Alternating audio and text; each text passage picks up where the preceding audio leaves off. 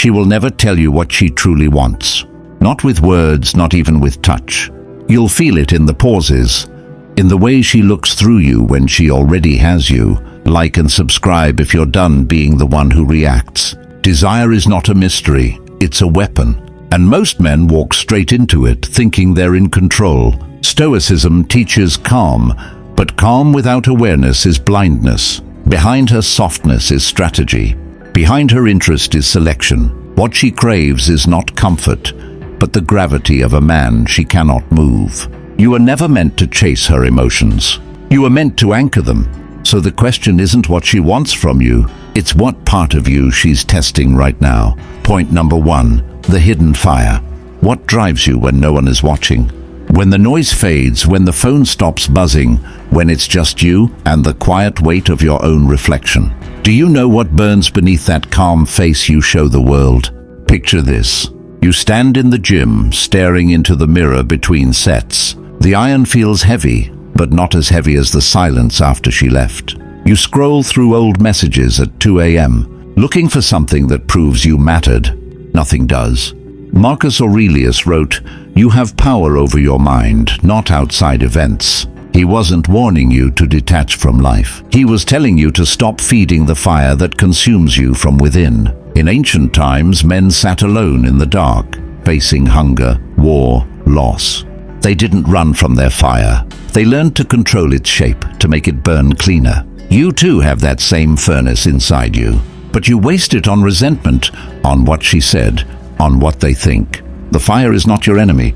It is your mirror. It shows you what you still refuse to face. Your weakness, your attachment, your craving to be seen. You want to master her, the world, the game. But first, you must master the heat inside your own chest. When you stop reacting, when you stop explaining, when you just breathe and stand firm, the flame becomes strength, not chaos. Train your fire. Do you burn with control, or are you still being burned alive? Because this is where every man either breaks or builds himself. In the next moment, you'll see how her desire tests that same fire, and how most men fail before they even know they've been chosen. Point number 2, her desire, your test.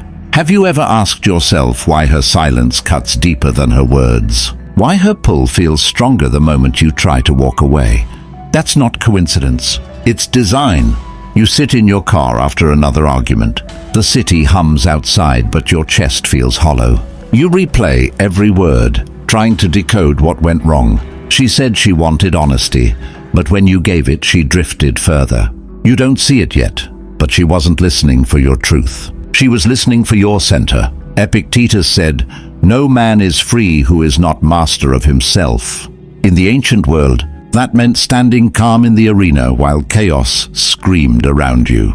Today, it means standing calm when she tests your patience, your ego, your worth. Her desire isn't affection, it's calibration. She wants to feel the edges of your strength.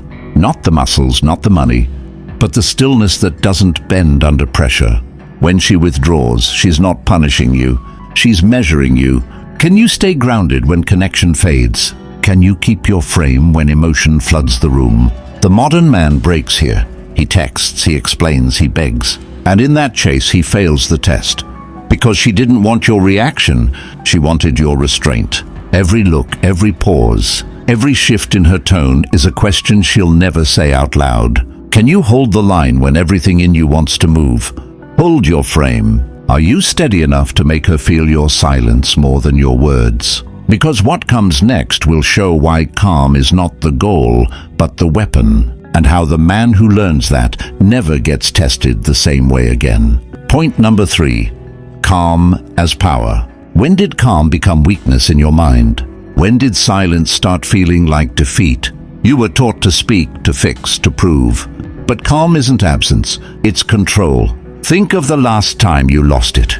She said something sharp. You snapped back. Hours later, you're staring at your phone, scrolling, typing, deleting. Your chest feels tight, not from what she said, but because you broke your own center. That's the real cost. Seneca wrote, "He who angers you conquers you." The Stoics didn't mean you should be emotionless. They meant your response decides your rank in every storm. In ancient courts, calm men were feared. Their silence carried weight. Their eyes stayed steady while others shouted. That same energy still rules modern life. The calm man controls rooms, meetings, relationships. Because people trust gravity, not noise. You think calm is passive. It isn't. Calm is command. It's choosing when to act, not reacting when provoked. It's pausing before sending that text.